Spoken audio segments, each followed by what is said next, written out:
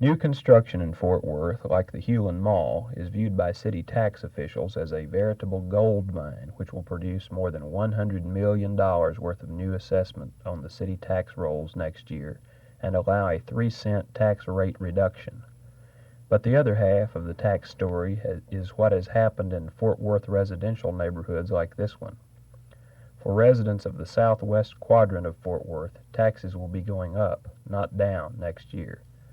Because of reassessment this spring, taxes on this Wedgwood house will go from $385 per year to $452 per year. Well, since we've been reevaluated in this area, my taxes have gone up from around $385 a year to $452. And this is even with a proposed decrease. And I don't understand why this is necessary, especially since this is one of the most highest taxed areas in the city of Fort Worth. So someone needs to explain to us in this area of the city why we're going up this much. Taxes on this southwest Fort Worth residence, which was also reassessed, will go from about $300 to about $400.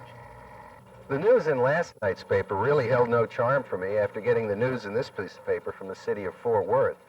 Basically, what the city is telling me is that my taxes are going to increase on my house by 25% through a reevaluation of my property and my home upwards by 25%.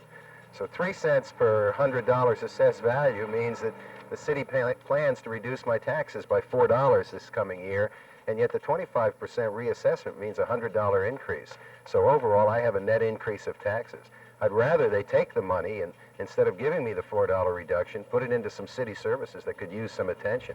The fact is that reassessment of existing houses will put about as much value on Fort Worth tax rolls this year as construction of new houses, and for literally thousands of residents, a tax rate reduction will not really mean a tax decrease.